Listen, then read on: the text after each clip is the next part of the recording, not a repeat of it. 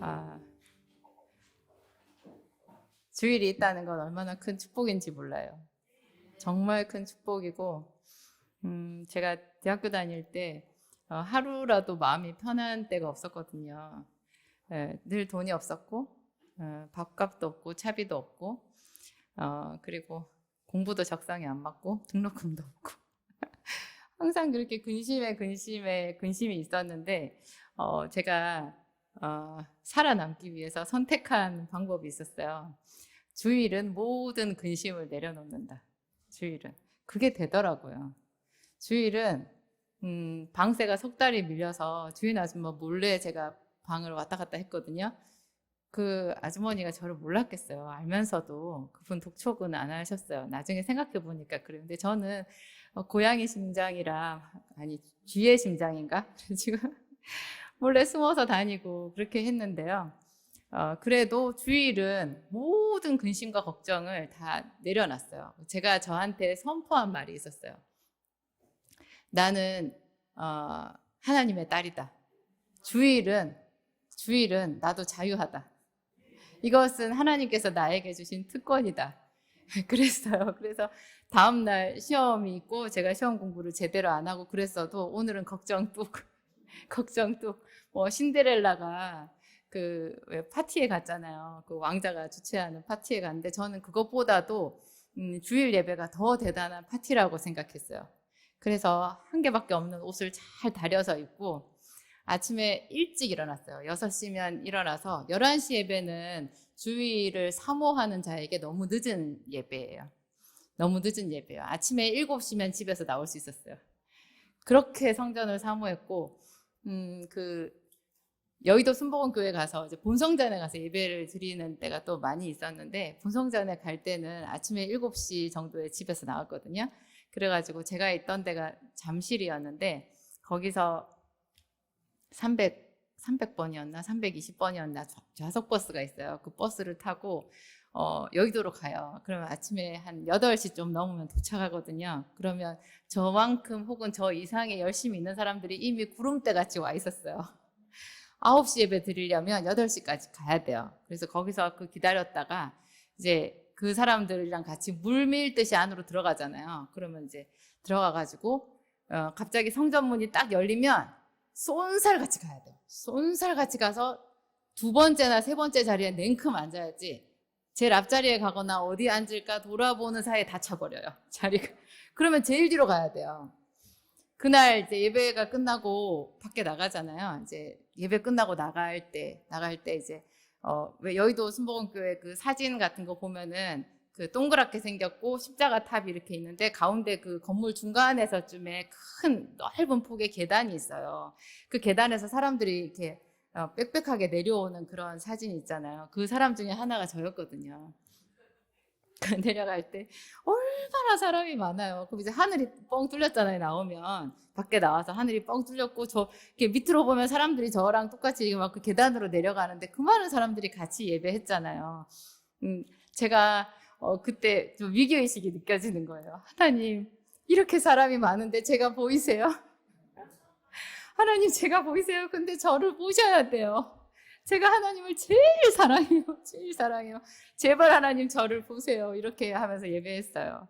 여러분들도 다 그런 마음으로 오늘 여기 오셨을 거고요. 저 같은 사람들 볼 때 제가 제일 반갑고 감사하고 하나님은 몇만 분의 1, 몇억 분의 1로 우리를 보시는 게 아니라 그분은 완전하게 우리 한 사람 한 사람을 완전하게 1대1로 보시는 분이거든요. 하여튼 그렇습니다. 그때 제가 주일은 모든 것을 내려놓고 하나님께서 주시는 은혜만 받는 날, 어떤 슬픔이나 두려움이나 근심이나 걱정도 스톱하는 날, 온전히 나는 이 예배의 축제를 누리리라. 예배의 축제를 누리리라. 아무도 나 간섭하지 마. 나중에 이제 결혼해가지고 제가 자주 말하는 광명시 약국을 했을 때는 더 힘든 복병이 있었어요. 제가 카드 대금을 결제를 못 해가지고 독촉을 받았거든요. 근데 이 카드는 카드사 그때 LG 카드가 제일 악랄했는데요. 그 LG 카드가 주일날도 전화를 해요, 저한테. 그 사람들 그 입에 있잖아요. 진짜 칼이 있는 사람들이에요.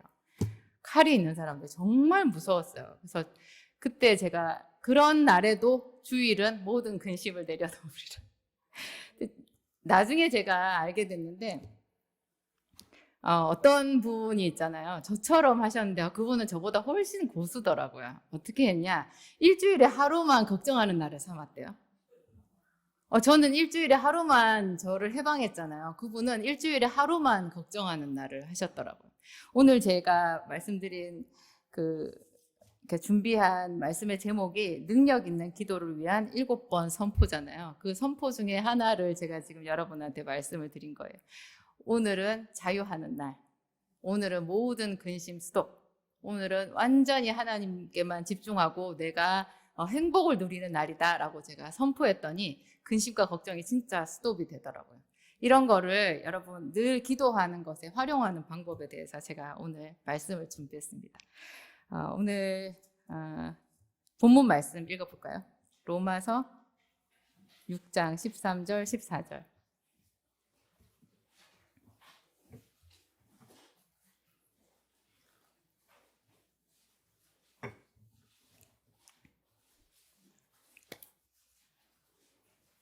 (6장인데요) 지금 12장 띄우셨어요?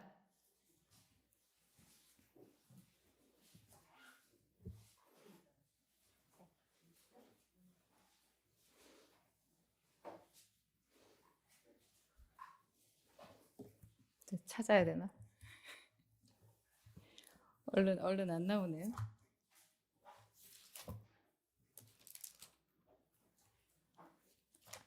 준비 안 되셨어요? 누가 읽어주세요. 로마서 6장 13절에서 14절. 왜 이걸 놓치셨을까요? 제가 읽겠습니다. 함께 읽겠습니다. 또한 너희 지체를 불의의 병기로 죄에게 내주지 말고 오직 너희 자신을 죽은 자 가운데서 다시 살아난 자 같이 하나님께 드리며 너희 지체를 의의 무기로 하나님께 드리라. 죄가 너희를 주장하지 못하리니 이는 너희가 법 아래에 있지 아니하고 은혜 아래에 있음이니라. 아멘. 옛날 성경에는 병기라고 되어 있었어요. 병기. 의의 병기, 죄의 병기, 불의의 병기. 너희 지체를 불의의 병기, 불의의 무기로 죄에게 내주지 말고 너희 자신을 죽은 자 가운데서 다시 산 자 같이 하나님께 드리며 의의 병기로 하나님께 드리라. 이런 거예요. 여러분 이 말씀을 잘 보면, 그러니까 자세히 보잖아요. 자세히 보면 우리가 평소에 어떻게 살고 있다는 뜻이겠어요? 우리가 의의 병기로 살고 있을까요? 불의의 병기로 살고 있을까요? 여러분 근데 우리가 어떤 면에서 불의의 병기로 우리 몸을 사용하고 있을까요? 불의의 병기가 밖에 있지 않아요. 우리한테 있어요. 우리가 우리 몸으로, 우리 입이나 우리 손이나 우리 생각으로 계속해서 죄를 짓는 거예요. 그래서 하나님이 보시기에 그냥 죄를 생산하는 기계처럼 우리가 그렇게 살고 있는 거예요. 죄를 생산하는 기계처럼. 이렇게 자기를 정죄하거나 여러분을 정죄하기 위해서 이런 말을 하는 게 아니고요. 우리가 하나님의 은혜에 들어가기 위한 이제 준비 작업이에요. 이게 하나님의 은혜에 들어가기 위해서 우리가 우리 자신을 제대로 똑바로 보기 위해서 이 말씀을 보는 거죠. 하나님이 보시기에는 우리가 우리 몸을 항상 죄의 병기로, 죄의 무기로 사용을 하는 거예요. 그게 너무 안타까우신 거죠.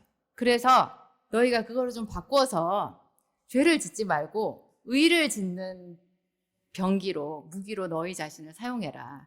그러면 네가 원하는 모든 것을 얻을 수 있다. 내가 이미 너에게 다 가르쳐 주었다. 그렇게 얘기를 하시는 거예요. 맨 처음에 에덴 동산에서 가인이 아니죠. 아담이 최초로 범죄를 했잖아요. 최초로 범죄를 한 사건을 우리가 너무 잘 알죠. 하나님이 먹지 말라고 한 나무의 실과를, 선악과의 실과를 먹었잖아요. 그게 이제 하와가 보암직도 먹음직도 해서, 물론 마귀가 깨웠죠. 뱀이 깨웠는데 그런 거는 깨웠다, 내가 누구 때문이다 이런 거는 변명의 여지가 없어요. 그냥 항상 했느냐 안 했느냐 그게 중요한 거예요. 했느냐 안 했느냐. 그래서 아담이 죄를 지었잖아요. 근데 제가 지금까지도 제일 처음에 그 성경을 보았을 때부터 지금까지도 항상 그 대목이 있잖아요. 저희 머릿속에 이렇게 언제나 묵상거리예요. 항상 묵상거리예요. 제가 맨 처음에 그걸 봤을 때요. 너무 이상했어요. 그게 왜 죽을 죄인가? 먹을 수도 있지 않아요? 아니, 그걸 좀 먹었기로서니. 엄마가 냉장고 안에 아이스크림 넣어놨어. 그거 손님 오면 줄 거야. 내가 누구 선물 주기로 한 거야. 너희 손대지 마라. 네가 먹을 거는 이쪽에 있어. 그렇게 말했어요. 근데 포장이 잘 돼 있는 거야. 애가 보니까 그게 궁금해. 포장이 잘 돼 있으니까 보관직도 하고 먹음직도 한 거예요. 그래서 애가 그걸 꺼내서 아이스크림 하나 꺼내 먹었어요. 그렇다고 그 애가 그 엄마한테 쫓겨나야 될까요? 우리 중에 그렇게 하는 사람은 아무도 없어요. 하나님은 우리보다 훨씬 더 자비로우시거든요. 하나님이 우리보다 부모인 내 애의 부모인 나보다 내 애에 대해서 하나님이 더 가혹하실까요? 우리에게 가혹하실까요? 그렇지 않아요. 저는 그거를 볼 때마다 너무 이상했어요. 그것이 그 낙원에서 쫓겨나고 그뿐만이 아니라 흙으로 다시 돌아갈 죄냐고요. 그리고 그 이후로는 예배를 통해서 하나님과 만날 수가 있는 거예요. 에덴 동산에 있었을 때는 하나님과 같이 거닐기도 했거든요. 그리고 분명히 보면 그렇잖아요. 에덴 동산에서 제사를 지낸 것 같지는 않아요. 나와가지고 하나님과 단절돼서 하나님을 만나는 새로운 길을 하나님께서 하나 열어놓으셨는데 그게 제사였어요. 그게 무슨 그렇게 큰 죄냐고요. 근데 그게 지금 우리의 삶에 딱 적용을 하면 이 말이 무슨 말인지 그냥 딱 이해가 돼요. 우리와 하나님 사이를 가르는 것은요, 아주 작은 사소한 죄예요. 우리가 생각할 때는 죄라고 치지도 않는 것들이 하나님 나라에서는 쫓겨나는 죄인 거예요. 그러니까 평소에 우리가 생각하는 의와 하나님께서 생각하는 하나님 나라의 의가 얼마나 거리가 먼지를 알 수 있어요. 그래서 우리 힘으로는 죄를 안 짓고 살 수가 없어요. 그래서 하나님께서 성령을 우리에게 주신 거예요. 예수 그리스도의 보혈을 우리에게 주신 거예요. 그래서 자주자주 그 보혈의 은혜로, 그 보혈의 능력으로 우리 자신을 씻어줘야만 우리가 그나마 하나님과 교제를 할 수 있고 그렇게 되는 거죠. 그럼에도 불구하고 많은 부분 우리가 죄인지 이게 선인지 악인지 이런 것에 대해서 분별력을 가지고 있어야 된다라고 그렇게 말씀하시는 거예요. 오늘 그래서 그 말씀이 너희 지체를 불의의 병기로 죄에게 두지 말고 너무 내가 보니까 너희가 너무 네 몸을 가지고 죄를 많이 짓는구나. 네가 나를 사랑한다는 걸 나도 안다. 나도 너를 사랑한다. 네가 늘 나에게 기도하는 것을 안다. 그런데 네가 계속해서 그런 죄를 반복해서 지어서 너에게 좀 지식이 필요하구나. 자세히 네가 내 자신을 살펴보고 이런 것은 미연에 좀 방지하도록 그렇게 했으면 좋겠다. 그런 뜻으로 하나님께서 이 말씀을 해놓으신 거예요.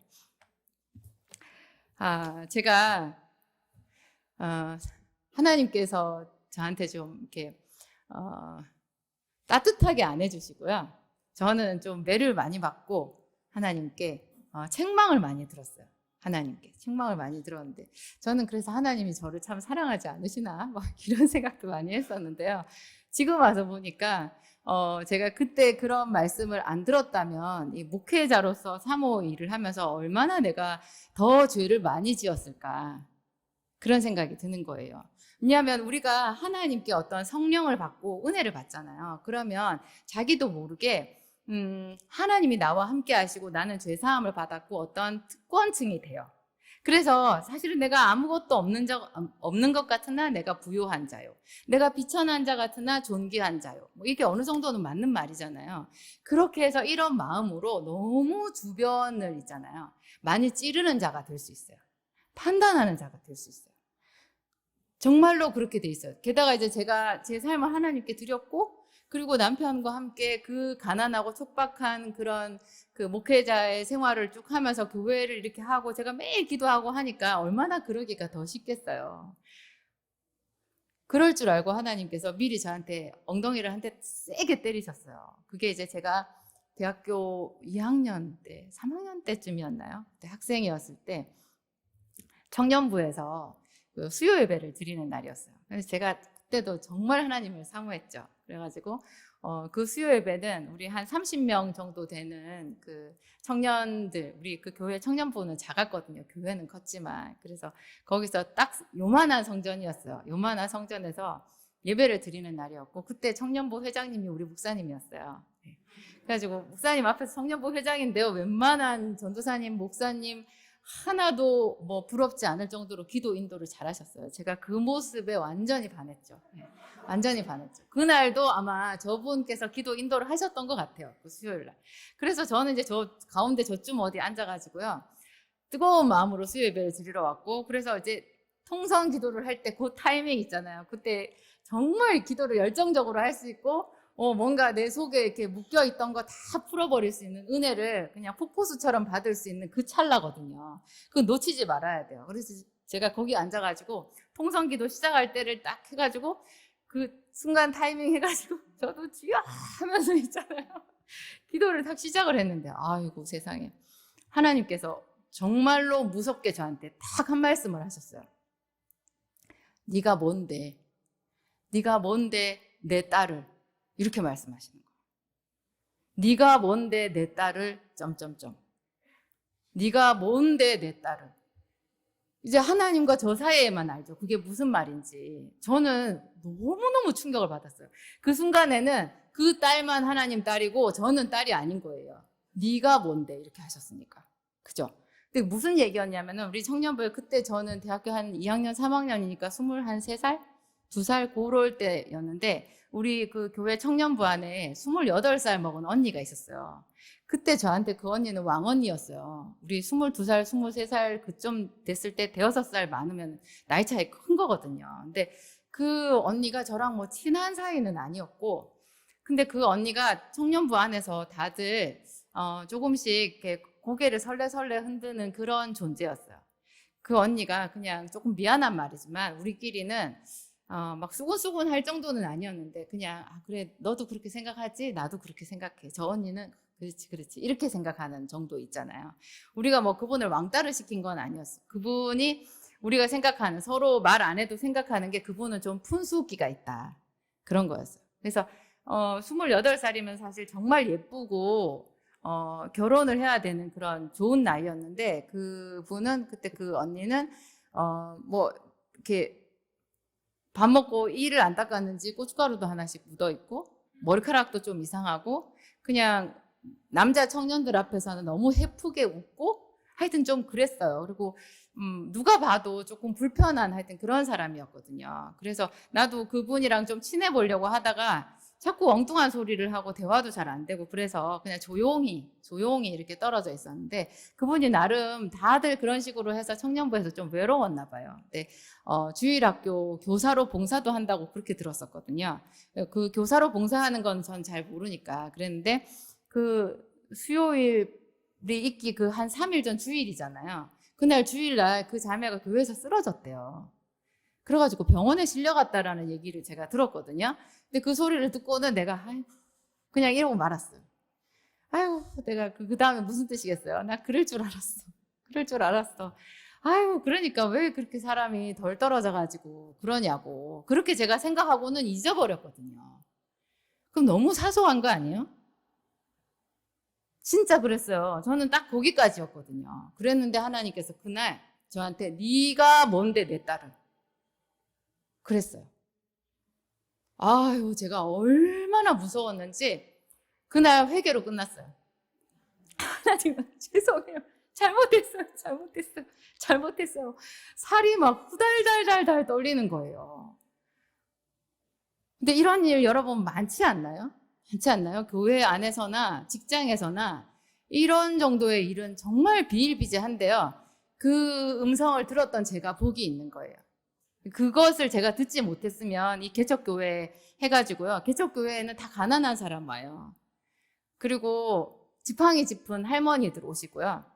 그런 분들은 우리 교회에 와서 일을 못해요. 우리가 항상 다 섬겨줘야지. 그리고 정말 이렇게 가난하고 힘든 그런 분들이 오시는데, 그때 제가 그 경험이 없었다면 제가 죄를 많이 지었을 것 같아요. 좀 섬기다가 거슬리고 이러면 얼마나 그 사람에 대해서 이렇게 멸시하는 마음이 많이 들겠어요.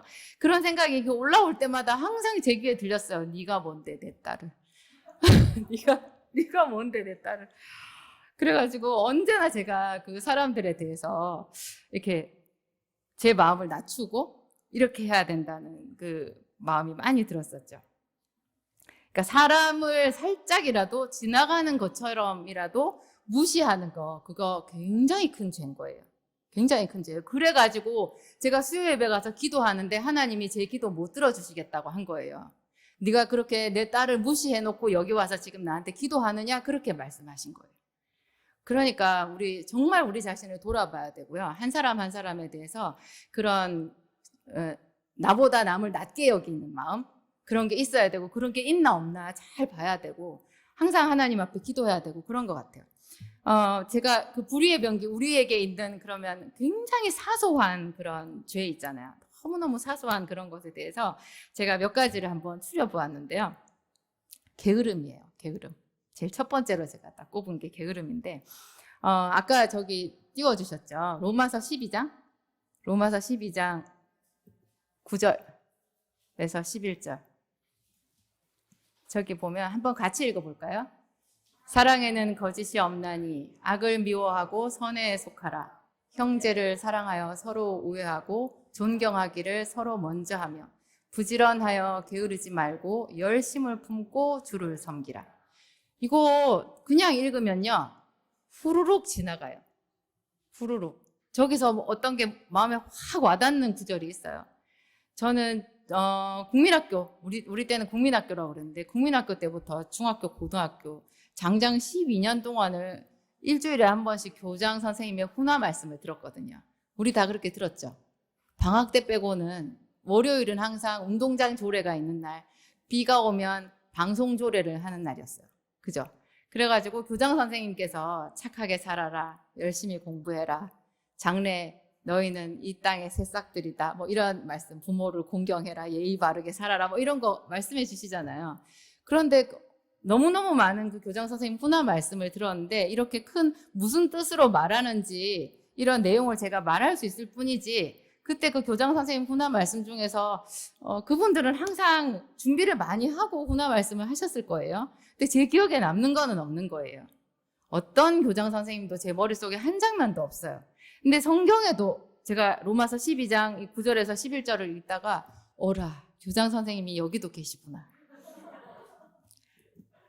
성경에도 이런 말이 있네 그랬어요. 너무 뻔한 그 교훈의 말씀을 해놓으신 거예요. 다시 한번 올려주세요. 같이 읽어볼까요? 사랑에는 거짓이 없나니 악을 미워하고 선에 속하라. 형제를 사랑하여 서로 우애하고 존경하기를 서로 먼저 하며 부지런하여 게으르지 말고 열심을 품고 주를 섬기라. 왜 이런 말씀을 해놓으셨을까요? 우리가 사랑한다고 하면서 거짓이 많은 거예요. 우리의 사랑이 정말 거짓투성이인 거예요. 계속 띄워주세요. 사랑에는 거짓이 없나니 악을 미워하고, 우리가 하나님을 사랑하면서도 악을 사랑하는 거예요. 우리도 모르게. 그래서 그냥 자연스럽게는 우리가 악을 행해요. 선을 행하려고 하면 정말 노력해야 돼. 형제를 사랑하는 거, 우리가 형제를 사랑하면 하나님께서 저 말씀을 해놓으셨을까요? 우리가 사랑을 잘 못해요. 우애 이거 잘 못해. 존경하는 것보다 멸시하는 게 훨씬 자연스러워. 신앙 안에서 그게 더 쉬워요. 쟤 믿음도 없네 뭐. 이렇게 생각하기가 훨씬 쉬운 거예요. 부지런하여 게으르지 말고, 이게 무슨 뜻이겠어요? 우리가 게으르기가 훨씬 쉬운 거예요. 게으르기. 그럼 뭐지? 우리는 나름대로 아침부터 열심히 일어나서 일하지 않나요? 아침에 일찍 나가서 보면요, 그 시내버스에 사람들 꽉 차 있어요. 새벽부터 나가서 일하는 사람이 그렇게 많아. 그런데 하나님이 우리를 보셨을 때는 우리가 어떤 면에서 부지런하여 게으르지 말고 열심을 품고 주를 섬기라, 이 말씀을 굳이 이렇게 해놓아야 될 정도로 우리가 문제가 있을까요? 부지런하여 게으르지 말고.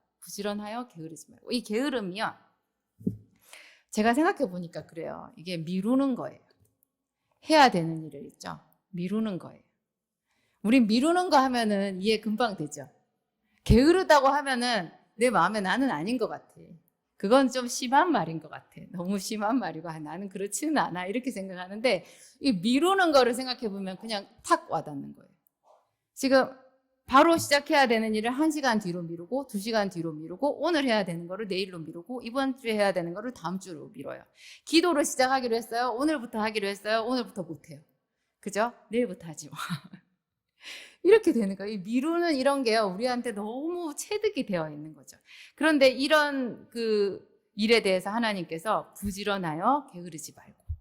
이게 부지런하여, 이렇게 미루고자 하는 생각이 딱 들 때 이 말을 선포하는 거예요. 부지런하여 게으르지 말고. 이게 제가 말씀드린 능력의 기도를 하는 선포예요. 능력의 기도를 하는 선포. 사랑에는 거짓이 없나니. 내가 어떤 사람에 대해서 미운 마음이 딱 들어요. 난 오늘 저녁에 기도하러 가야 돼. 기도하러 가야 되는데 오늘 낮에 무슨 일이 생겨서 그 사람이 확 미운 마음이 들었어요. 그러면 이때 사랑에는 거짓이 없나니. 내가 나한테 선포하는 거예요. 사랑에는 거짓이 없나니. 사랑에는 거짓이 없나니. 사랑에는 거짓이 없나니. 이렇게 하는 거죠. 이제 화면 지워주셔도 돼요. 사랑에는 거짓이 없나니. 악을 미워하고 선에 속하라. 그 다음에 제가 이렇게 좀 말씀드리는 거 사실 제가 좀 제일 부끄럽기는 해요. 이게 제가 지금 게으름 얘기하는 거 또 지금 하나씩 이런 사소한 죄에 대해서 말하는 거 제가 생각하는 거잖아요. 그러니까 여러분들 보실 때 저 사모가 제일 저렇다는 뜻이구나 그렇게 이해를 하시면 돼요. 그래서 조금 지금 부끄럽긴 한데 계속해야 돼요. 두 번째, 저한테 참 많은 마음인데요. 이거 억울함이에요.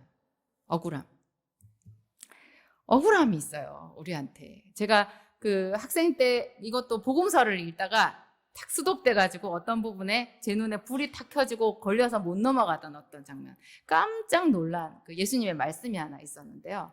너무 깜짝 놀랐어요. 그 말씀이 너희가 자기를 사랑하는 자를 사랑하면 더하는 게 뭐냐. 죄인들도 자기를 사랑하는 자를 사랑한다는 거예요. 헐, 깜짝 놀랐어요.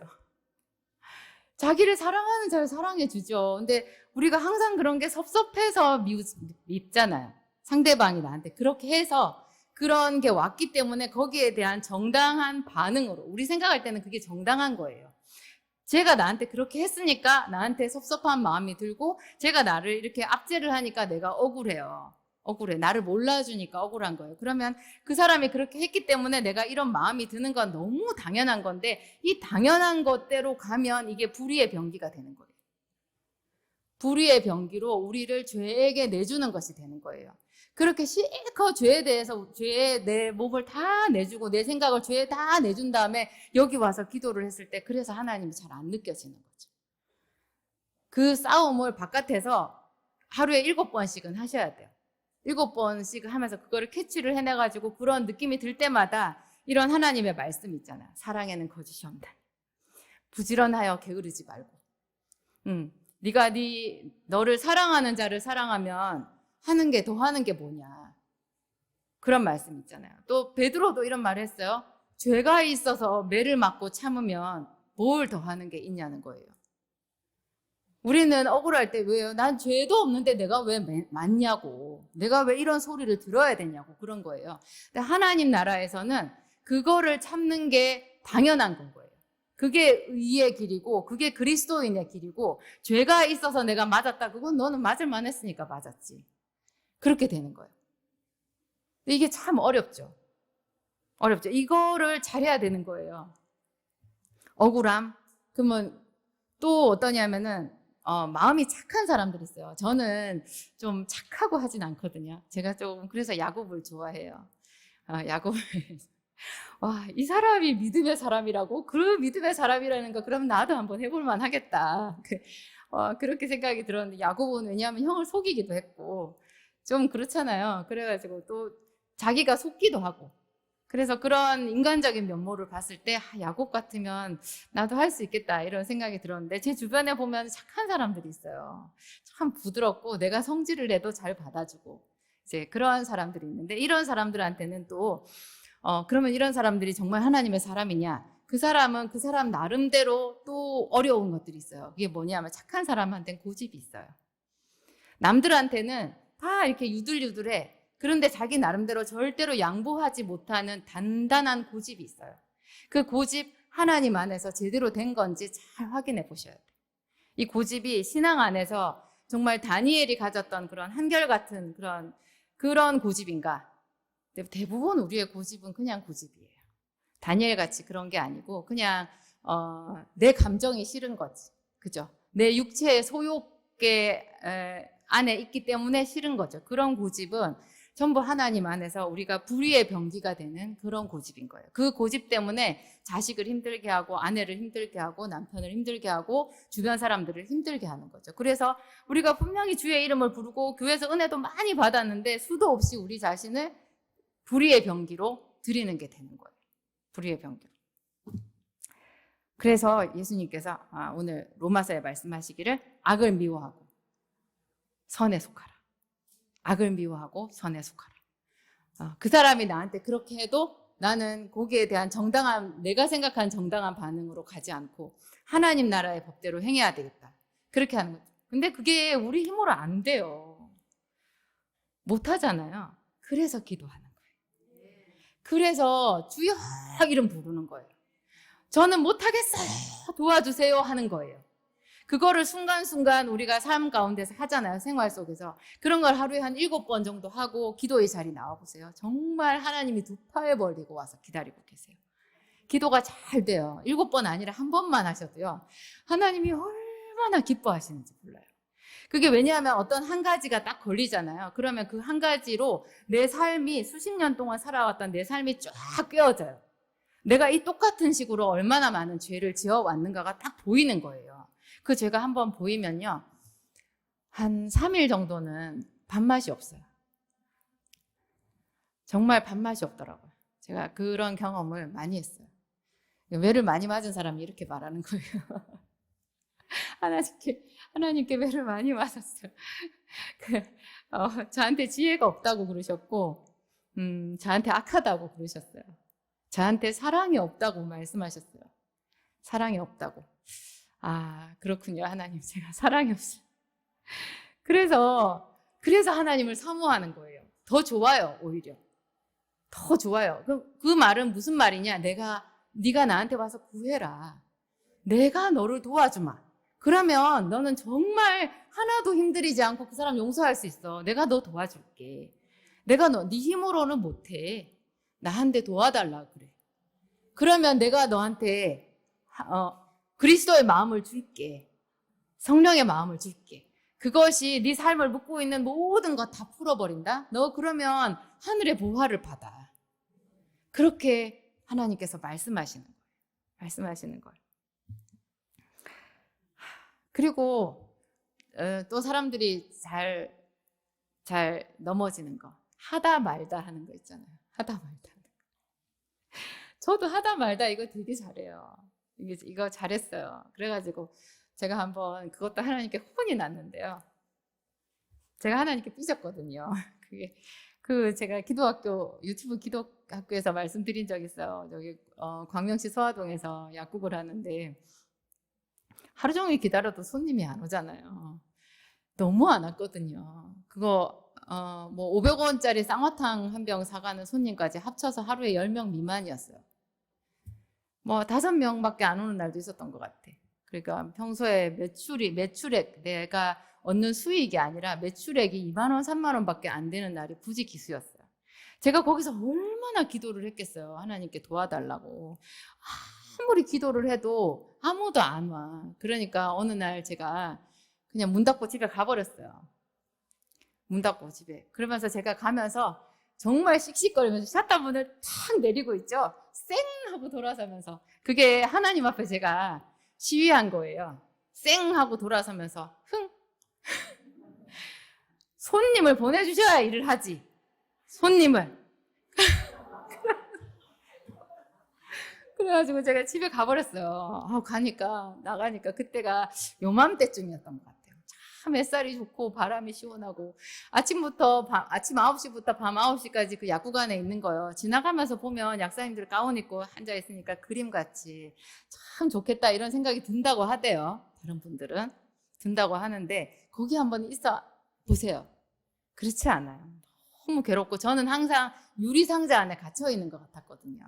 그게 약국은 보통 이렇게 모퉁이에 있잖아요. 그래서 이쪽 유리벽, 이쪽 유리벽 가운데 제가 딱 앉아 있는 거예요. 그러면 진짜 그 유리상자 안에 앉아 있는 것 같아. 너무 답답하고 머리가 아프고 약국 밖에만 나가면 두통이 사라졌어요. 근데 그날도 이제 제가 탁 밖에 나갔더니 뭐 근심 걱정 다 없어. 그냥 다 내려놨어. 그리고 집에 가는 길이 이제 신나는 거죠. 재미 붙여가지고 다음날 또 그랬어요. 한 3일째 문을 딱 닫고 집에 갔어요. 그리고 우리 집까지 가려면 버스를 타야 되고 전철을 타야 되고 그 전철역 부평역에서 내려서 다시 마을버스가 가는 길이 있는데 그 길은 제가 걸어서 갔어요. 그래서 걸어서 이렇게 그 꽃도 보고 뭐 바람도 시원하네 이렇게 맡으면서 가는데 하나님이 제 뒤통수에 대고 말씀하시는 거예요. 너는 그게 뭐냐? 그러시더라고요. 너는 그게 뭐냐? 깜짝 놀랐어요. 무섭게 말씀하셨어요. 너는 그게 뭐냐? 나는 성실한 하나님이다. 나는 성실한 하나님이다. 너는 그게 뭐냐? 제 시간에 문을 열고 제 시간에 문을 닫아라. 그렇게 말씀하시는 거예요.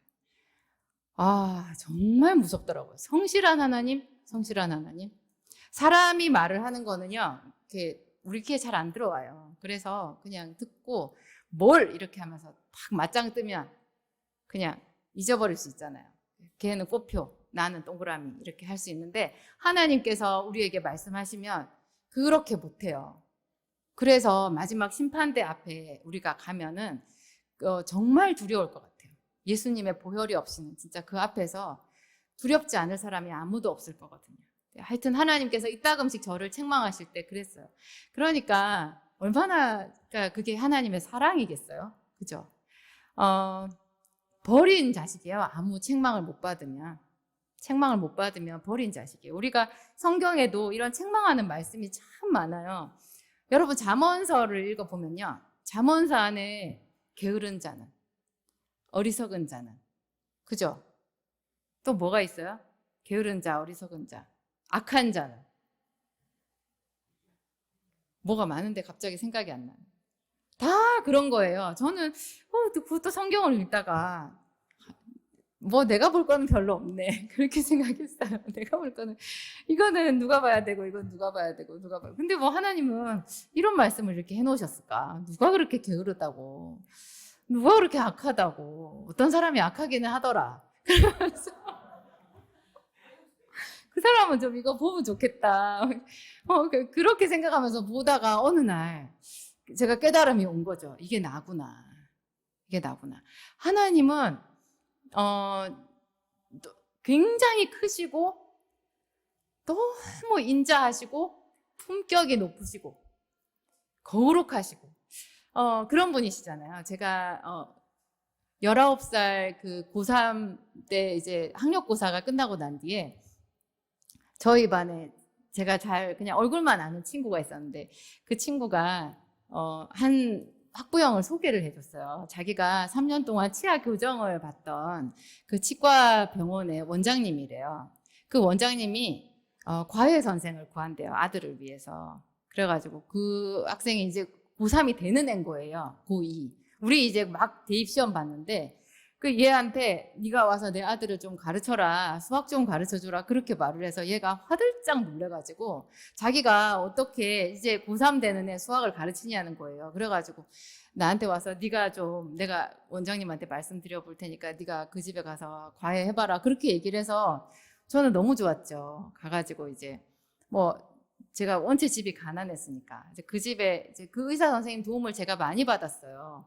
그래서 그분 덕분에 제가 서울대까지 가서 그 뭐 몇 달이라도 학창 생활을 할 수 있었고 나중에 이제 제가 재수한다고 내려갔을 때 또 그 집에서 몇 달을 입주과외를 해가지고 그걸로 제가 학원비를 벌어서 이제 재수 생활을 할 수 있었고 하여튼 그랬거든요. 근데 그분이 서울대 치대를 나오신 부산의 꽤 유명한 부산대학교 치과대학의 외래 교수로도 출강도 하시는 하여튼 그런 분이었어요. 마음씨도 참 좋은 분이었거든요. 근데 그분 부인, 그 사모님도 참 좋은 분이었어요. 두 분이. 두 분이 어느 날 저를, 이렇게 자기네 집 거실 소파에 앉혀놓고 너무 인상적인 말을 저한테 하셨어요. 우리를 부모라고 생각해. 그렇게 얘기하시는 거예요.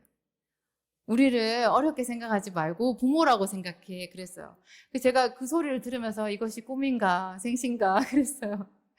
왜냐하면 저희 부모님은 너무 배운 게 없었고, 내가 아무리 좋게 생각을 하려고 해도 저희 부모님은 좀 많이 심한 분들이었거든요. 근데 제가 예측 불가능한 분이었어요. 그냥 마음대로 하시는 분들. 내가 아무리 엄마 아빠한테 최선을 다하고 이렇게 해도 그분들의 비위를 맞출 수가 없어요.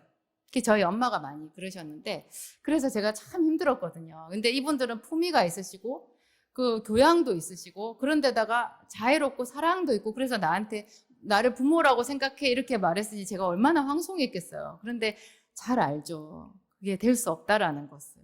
제가 어떻게 그분들하고 부모 자식 지간이 될 수 있겠어요. 그냥 그 말씀은 저한테 호의로 좋게 이렇게 얘기해 주신 것일 뿐이잖아요. 근데 한참 동안 제가 하나님도 그렇게 생각한 것 같아요. 우리가 하나님을 아버지라고 하잖아요. 아버지. 근데 제가 그 아버지라고 하는 게 제 아버지, 제 육신의 아버지에 대한, 제가 저희 육신의 아버지, 제 아버지를 많이 사랑해요. 지금도 그 아버지 생각하면 눈물이 줄줄 날 정도로 사랑하지만 그 아버지에 대해서 애증의 감정이 있는 거죠. 아버지는 왜 나한테 그랬을까? 그 아버지는 왜 그렇게 살았을까? 우리 다 그렇잖아요. 육신의 아버지는.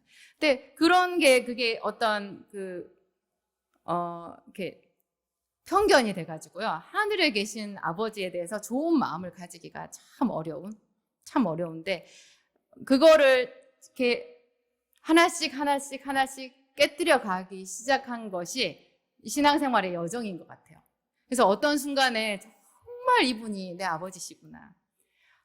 하나님이 저한테 무슨 말씀을 하셔도 어떤 야단치는 말을 해도 그것이 사랑으로 들리는 거예요. 사랑으로 들리는 거예요. 여러분들도 그렇게 하셔야 돼요. 깊은 은혜를 원하시잖아요. 깊은 은혜를. 아버지한테 물어보세요. 자꾸 물어봐요. 자꾸 더 많이 물어보시고, 그 송구영신 예배 때 우리 말씀 제비뽑기 하잖아요. 거기서 좋은 말씀인가 나쁜 말씀인가 그런 거 갖고 시험에 들지 마세요. 그것은 딱 아버지가 정확하게 나를 알아서 내게 정말 나를 사랑하시고 내게 가장 좋은 것을 주기 원하는 그 아버지가 주신 지혜로운 말씀인 거예요. 내 좁은 식견에 그 말씀을 보면 이거는 시험에 들 말 같아. 시험에 들 말 같아. 나한테 게으른 자라고 하시다니. 어리석다라고 하시다니. 욕심이 많다라고, 탐심이 있는 자라고 하시다니. 막 이렇게 할 수 있는데요. 그게 핵심인 거예요. 하나님은 우리랑 수가 달라요. 우리 왜 신의 한 수 그런 말 하잖아요. 신의 한 수. 그런 게 있으면, 우리 삶에 신의 한 수가 있으면 얼마나 좋겠어요. 여기 있어요. 이게 신의 수예요. 신의 수. 그 신의 수는 너무 높아서 우리 눈으로 봤을 때는 다 빼야 되는 말씀인 거야. 이것도 빼고 저것도 빼고 그것도 빼고 딱 내가 듣고 싶은 말씀 내가 정해놨어요. 그거는 우리의 얕은 수예요. 하나님의 수를 우리가 받아들일 마음의 준비가 되어 있어야 되고, 그 수대로 살아갈 때 하나님께서 내 인생에 작정해 놓으신 모든 좋은 것 다 받아 누릴 수 있어요. 오늘 제가 말씀 너무 많이 길게 했는데 오늘 꼭 불러야 되는 찬송이 있어요. 찬송이. 옛날 찬송가 210장. 이 찬송 제가 가사를 한번 지금 읊어볼게요. 내 죄 사함 받고서 예수를 안 뒤 나의 모든 것 다 변했네. 지금 나의 가는 길 천국 길이요 주의 피로 내 죄를 씻었네. 2절은요. 주님 밝은 빛 되사 어둠 헤치고 나의 모든 것 다 변했네. 지금 내가 주 앞에 온전케 됨은 주의 공로를 의지함일세. 내게 성령 임하고 그 크신 사랑 나의 맘에 가득 채우며 모든 공포 내게서 물리치시니 내 맘 항상 주 안에 있도다. 이거 누가 작사한 거예요? 세상에 이런 가사를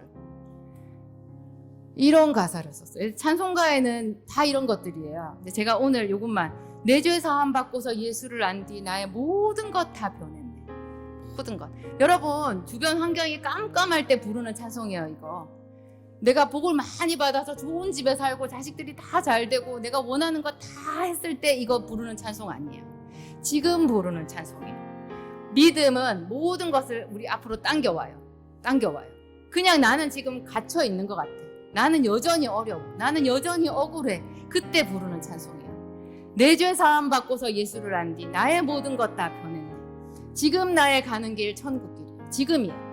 지금 나의 가는 길 천국길이요 주의 피로 내 죄를 씻었네. 주님 밝은 빛 되사 어둠 헤치고 내 주변 캄캄하잖아요. 어둠 헤치고 나의 모든 것 다 변했네. 변하겠네가 아니에요. 변했네. 지금 내가 주 앞에 온전하게 됨은 지금 온전하게 됐어요. 됨은 주의 공로를 의지함일세요. 내게 성령 임하고 그 크신 사랑 나의 마음에 가득 채우고 다 할 수 있어요. 모든 공포 내게서 물리치시니 빚쟁이가 나를 다 우겨싸도 하나도 무섭지 않아요. 모든 공포 내게서 물리치시니 빚쟁이들한테 둘러싸여 보셨어요? 모든 공포 내게서 물리치시니 내 마음 항상 주 안에 있도다. 나의 모든 것 변하고 그 피로 구속받았네. 하나님은 나의 구원 되시오니 내게 정죄함 없겠네. 이거 한 구절 한 구절 우리 찬송 부르면서 속으로 계속 아멘 하시면서 한번 불러볼게요. 너희 지체를 불의의 병기로 죄에게 드리지 말고 오직 너희 자신을 죽은 자 가운데서 다시 산 자같이 하나님께 드리며 의의 병기로 하나님께 드리라. 죄가 너희를 주장하지 못하리라 말씀하신 하나님, 이렇게 귀한 말씀을 기록해 놓으신 아버지께 감사합니다. 이 말씀을 우리에게 오늘 가르쳐 주셔서 감사합니다. 하나님을 사랑합니다. 우리를 하나님께로부터 멀어지게 하는 모든 사소한 죄, 그것을 우리 눈으로 구별하여 볼 수 있게 하옵소서. 더 정결하게 우리 삶을 구별하여서 하나님을 기쁘시게 하도록 이끄소서. 성령님 오시옵소서. 성령님 오시옵소서.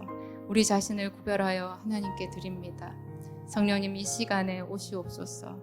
우리가 간절한 마음으로 주님께 기도하여 성령 받기를 사모합니다. 오늘 우리 이 시간 이후에 함께 기도할 터인데 성령님 이 자리에 오시옵소서. 우리를 붙드셔서 하나님 우리 마음에 답답한 모든 것 다 풀어놓을 수 있도록 하나님의 은혜로 충만하게 채울 수 있도록 성령님 임하시옵소서. 예수님 이름으로 기도하였습니다.